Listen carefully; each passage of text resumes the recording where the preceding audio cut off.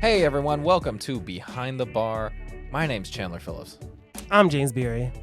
And today we are drinking October flavored beer, brought to us by Transmitter and Other Half Brewing Company. Question mark? Question. Who knew that just like rappers, breweries did collabs too?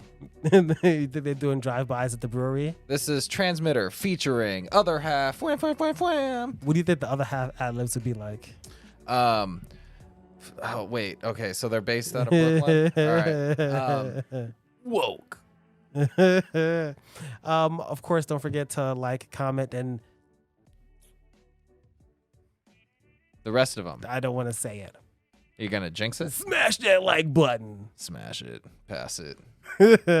So we're doing beer. Yay. I like beer. Beer makes me happy. Beer is good. Beer is good. And like I said, it's my favorite flavor of beer, October flavored beer. Ooh, what kind of October flavored beer is this, Chandler? This one is the traditional Oktoberfest style of beer, the Marzen Lager. We have featured a handful of those before because, again, I like the taste of October.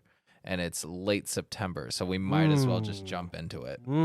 Look, if Christmas is going to start claiming all the way up until like November 1st, and sometimes like October 15th is like the earliest you'll start seeing Christmas stuff out. Not for me. No? Halloween time, bud. Exactly. I'm keeping it October oriented. So what do you know? What is this Marzen Lager? What is a Marzen?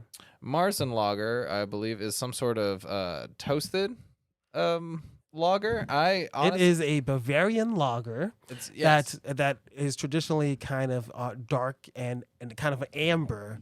So how do you tend to get amber beers? By with the malting your barley. There you go, right? So, and the process of malting is like you get it to sprout just a little bit, and then you toast it so that the sugars caramelize, and it just gets that nice, rich red color in there. However, of the Marzen lagers I've seen, this one is a little bit lighter. A lot of the time you see, you got that traditional heavy pour going that really froths up the head. Ooh, that was beautiful. Wow. That was a really well poured beer. I'm just here to fucking show off. Damn. He's like, oh, we switched to camera. Let me just throw in my fucking brewmeister's pouring standards. So as I was saying, you get that lovely hue. This one in particular, a little bit on the orange side, which kind of corresponds with that whole October-y theme. One of the things with these amber beers, a lot of them have colorants, like the caramel is color. So you can't really tell what's happening in the beer sometimes. You know what I mean? Like sometimes you can't tell. It's just true. A color. And sometimes the really red auburn looking ones have just so much of a almost a brandy wine or not brandy wine, barley wine kind of flavor to it, where it's such a strong, very alcohol forward. This one in particular, you still get a little taste of that almost wine kind of alcohol flavor to it, but it's a lot lighter than a lot of the other Oktoberfests that we've had on here. Some of them even gotten up to like 9%. Yes, but here's the thing though. Transmitter, one of the things I think is a characteristic of them as a brewery, being based out of Brooklyn, New York. They have a brewery in the Brooklyn Navy Yard. It's all their beers, I think, tend to be kind of strong flavored. All of their Belgians, all of their like lagers, they're all 6%, 7%. They're all toasty, roasty, malty. And this has a flavor that's in a lot of their beers that I cannot distinguish. Do you think it just has to do with the types of yeasts maybe that they're privy to? Maybe. Because I also get that a lot with like that Bavarian style where it's a very, I think that's the flavor. It's yeast forward. Right? It's like that kind of twang you get from a sourdough. I forgot, because I think Transmitter also does a lot of that wild the wild fermentation. Oh yeah, we've had a couple of spirits that used wild fermentation, and they just get some outlandish Some sours, flavors. no, some ciders too. Oh yeah. Oh, and some sours. Yeah, Some sours, some ciders. Yeah, it's all about that wild yeast is so hot right now. And the lacto fermentation, the lacto fermentation that you can get. That's like a big thing in beers now as well. Lacto fermentation? Yes. Like where they brew it with milk, like a milk stout? No, different lacto. Oh, never mind. Disregard. That's like when you know how you naturally ferment some fucking pickles. Yeah, that's lacto fermenting. They just put some salt and shit in a jar with like not even any vinegar, and then like it just kind of like ferments. And lacto fermentation. It's a bunch of stuff that happened in Bada. Wow. Watch Admiral Gustia's video. There you go. I'm learning so much. So what can you tell us about Other Half Brewer? I can tell you not a lot. I know a lot about Other Half, but also nothing. Like, I don't really know where it's based from. I don't know who owns it, but I do know that they make good beer. Some of the more what are some of the names of goddamn Other Half beers? Oh, I cannot fucking remember. A couple of the other half beers. Yeah, we're gonna use the internet. Include Pull it up, Jamie. The Berry Trip Seltzer. That's not a beer. No, fuck the seltzers. The Double Digital Beams Imperial IPA. The Cactus Palace. The Dank Quarters Citra Lot 2. I love how you've not found a single one that I know. The Ideal Dream. They got 97 pages of beers. They have quite the record. There we go. Green City. It's their double dry hopped East Coast IPA that you find absolutely everywhere. There you go. The All Citra everything. You find that everywhere as well. Gamma Vortex Imperial IPA. Okay. All I know is that Other Half has some good fucking beer. And one of the things is that before the pandemic, you couldn't get like Other Half. You know what I mean? Like you weren't getting industrial arts.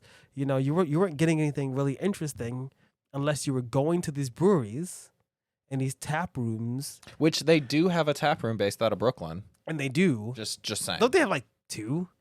They have like a little tiny one. They have a handful of locations in the New York area, both in Manhattan and Brooklyn. Also a couple they go to Philly. They're in DC. Because one of the things I know that Other Half is known for is collaborating and working with other brewers. During the George Floyd protests, they came out with like this recipe for like the whole thing hands in racism or some shit. I don't fucking know. And they let anybody use it as long as all the profits went to like... Oh, is that the one that's got like the blue background on a silver can with the two hands? Yeah, no? Finback. You're thinking about the Finback I'm thinking about Finback. No, but that is one. That was the Finback. There was a Finback one. And there was collabed with a bunch. And other companies made their own version of it. Oh, that's wild. Other Half does a lot of that. We also saw Other Half when we were going to Bitter and Esther's, which is the like brewing, fermenting kind of shop in Brooklyn.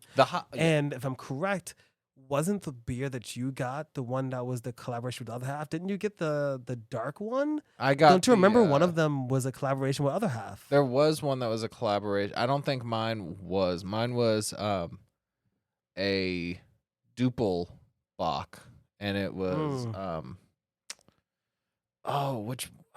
it was named after a Nina Simone song, but I'm drawing a blank.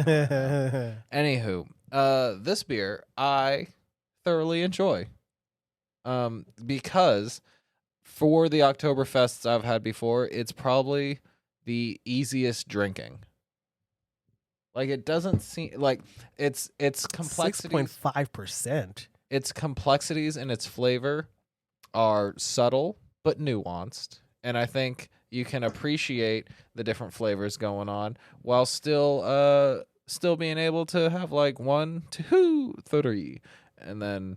I think you're crazy. This is, I mean, listen, I'm an IPA boy, bitter, heavy alcohol, all that. Every time I get Transmitter, I only have one. I find it to have a very distinct, delicious, but their beers have a distinct flavor. And I'm not educated enough in beer to be able to discern, is it the grain that they use? I think Is it the yeast? Is it the method that they use? I think it's because it has such a twangy, bready flavor is why I like it. It's one of those beers that I'm literally like, yeah, I can drink this. I can drink my carbs. But okay, so what's really cool about this label on the can? I'm just realizing one, it's can conditioned, which That's another thing. I'm pretty that's sure interesting. that's what it is about them. Like all their stuff is like can conditioned and like wild yeasts. And can conditioned just means whenever you hear a bell ring, you'll think of this can. It has an IBU of 20. What is that, James? What's an IBU? Oh, it's the International Bitterness Units. Yes, it is. That's actually low. That's relatively Why do I low. feel like it's spicier than that to me? Really? Maybe my palate's off today. Could be. Maybe you're just hating ass beer mongerer. Yes, sir. What did hold on. What is it about Oktoberfest?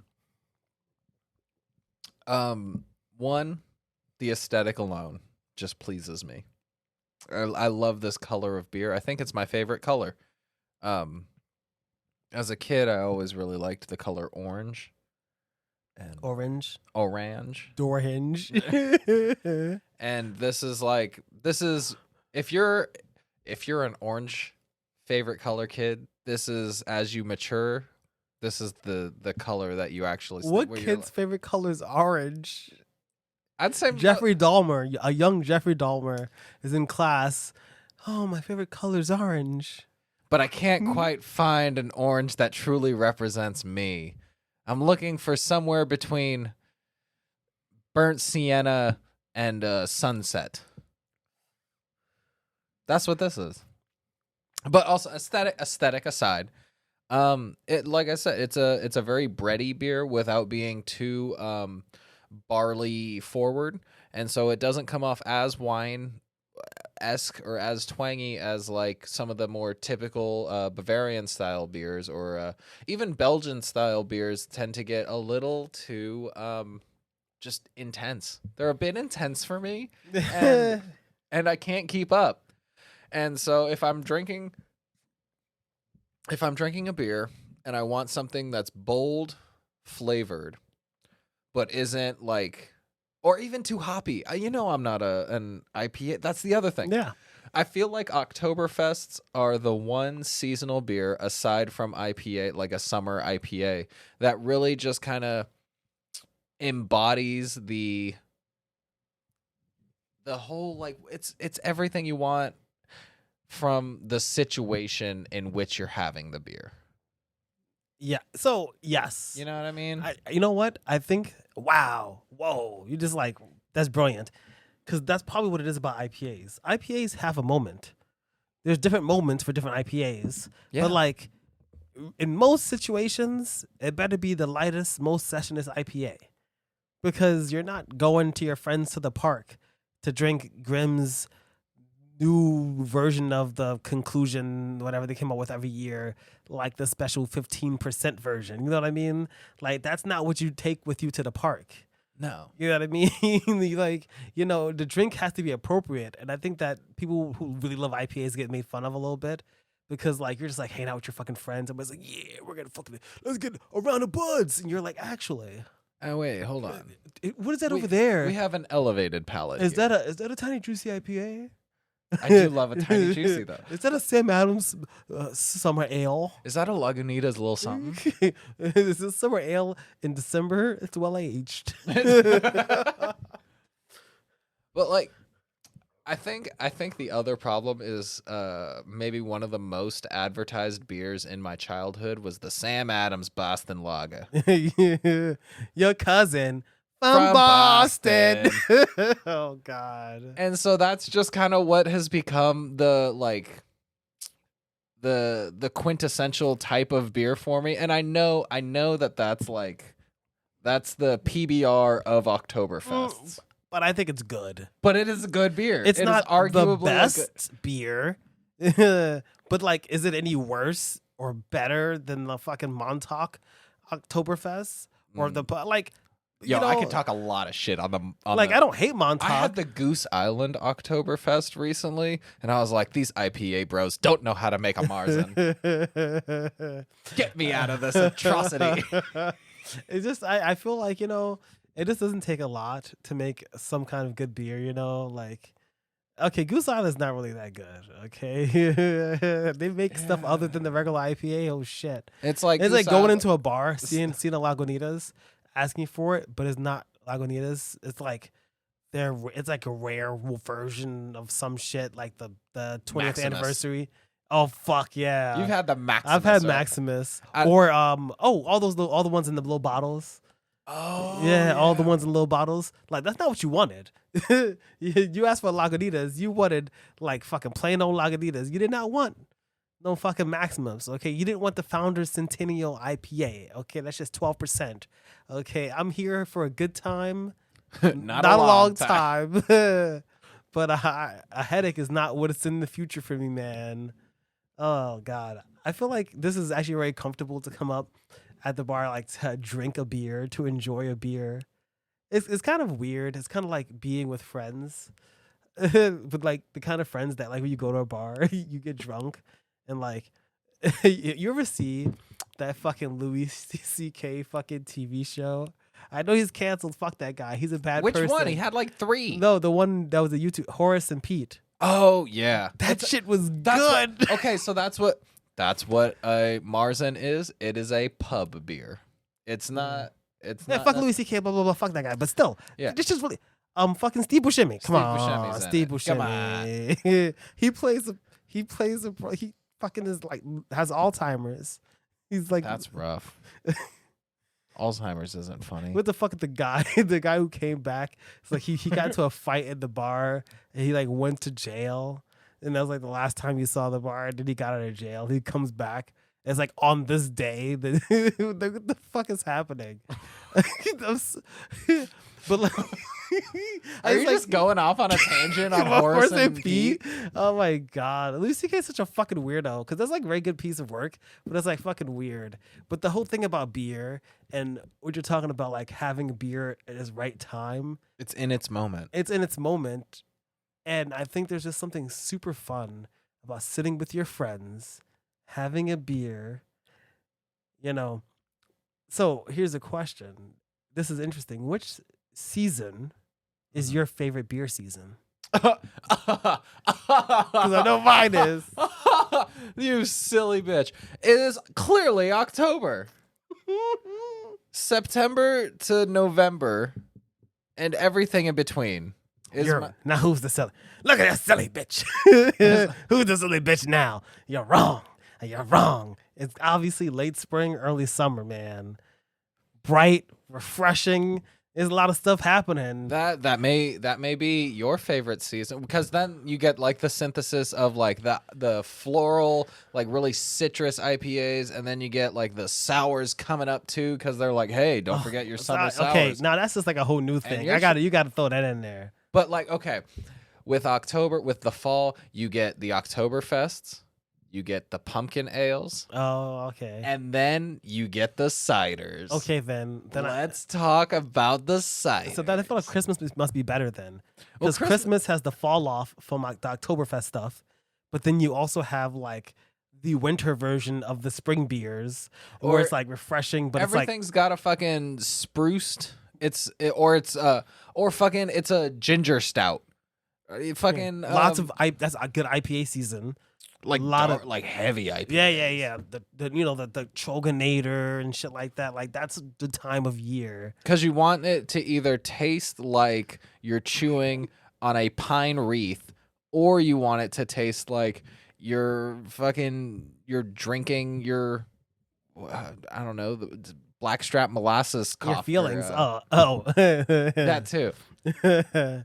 No, October is the perfect balance of of just it's light, it's fun, it's chill. It's one of the best times of the year. It's some would say it's the most happiest. But it's like bittersweet. You're coming off of summer, school's about to begin. But you know what? But the best thing about school, you get to see all your friends again. When school's starting, I mean, school's got you already see June, July. It's you already right see it there. Corner. It's right around the corner. You're gonna have a good time. Maybe I hope you don't get Miss Robinson, that bitch. Oh. I'm not me. Hey, my Miss Robinson was very nice. I mean, every school has a Miss Robinson. Mine threw me down the stairs. That is Mr. Robinson. Oh, okay. That Mrs. Robinson didn't abuse me. She abused other kids, though. Good for her. We respect women here. You know what? That's right. We stay with women abusers. Hey, I believe her. Oh, fuck me. Okay, this is Jesus. It's so. Who do you think is putting on whom in this? Because it's Transmitter's beer featuring Other Half. And if we were to look at this like if it were a rap hip hop song, who's the opening act? Who's the closer? Because like we saw that Kendrick show.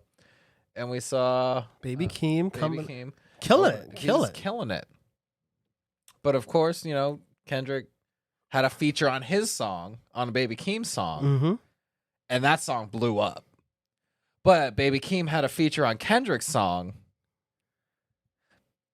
Kendrick made that song blow up. Yeah, that's a fact. Yeah. So like, who's putting on who? I mean, here's the thing. I actually would love to say it's Other Half, with Other Half being like kind of like the brand. However, this is weird because, there's nothing particularly special. There's no weird wording. There's not a bunch of words on it talking about how Other Half is working with Transmitter to bring something blah, blah, blah. It's Transmitter's weird ass cans with the name of the beer put on it in a way that you don't understand. It's like it's stamped on it with as minimal effort. Like someone in their HR department, or like what's the one for like marketing and their SEO department or something like that. Their optics department. They're like, okay, we've always been at war with East Asia, and this can just throw a label on there. Just throw it on whatever thing we're gonna put on. We'll just we'll screen print it on later. It's fine. Just print all the can labels. We got to use all these. We forgot to put War is Peace on all the cans. Fuck it, they don't look. Throw OH2 on that shit. It's fine. It's fine. Throw some gibberish on here. Wait, hold on. Let's get Keith from accounting. He'll just handwrite every bottling date and like, oh my God, John, I don't know what to do. I don't know about the can. Your daughter, Lucy. I think she's the one. Oh, fuck. You know what I do like about the can, though? It has a little thing with the different types of glasses. Oh, that's cute. And so it has which glass you're supposed to... How would you describe the type of glass that it has? It's kind of... It's a low stem? Yeah, low stem, wide mouth. Just because the first one is a Stella goblet. The third one's a pint glass, and the fourth one is kind of like a goblet. This one is kind of like it's big, wide, deep. It's the almost like the Modelo glass, right? You've seen them pour Modelos into. I don't fucking know. I don't. This is like crazy, fucking interesting. I'm having way too much fun with this. All right. Before we wrap up, I know. I was like, don't look at the thing too hard, okay? I know. I'm getting lost in the sauce.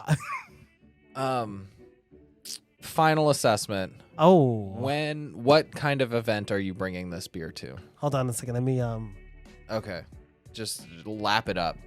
Do you want a saucer for it? For me personally, I would bring this beer to a. You see, I loved her. I loved her. She, Molly. Hi. Oh, it's okay. Yeah, you guys look great. That bitch. I loved her. No more. It's done. It's done. I feel like this is for this moment. It's for It's for friends. it's just for us collaborating. It's for trying a new thing. It's for having an old thing. It's for like fucking chilling. I couldn't agree anymore. Hell yeah. Shit. This has been behind I the feel like bar. that's it. Game over. That's We don't it. do this anymore. We're on, and this is what it's all about. Thank you for joining us. If you can go out and find an October flavored beer, we invite you to recommend some to us. Comment, subscribe, reach out to us as a person, do all that fun stuff, because we want to hear what other kinds of beers and what kinds of moments y'all are having.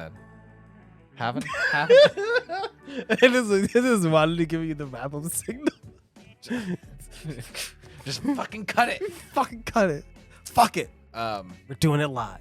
You can follow me at various places. It's gonna be there displayed. somewhere. There. You can follow him at all these various places. Wait. Is it gonna be here? Is it gonna be here, or is it gonna be down there? Is it- Or am I gonna get? Wait, it's behind your ear. Or am I gonna be lazy and like not do it at all?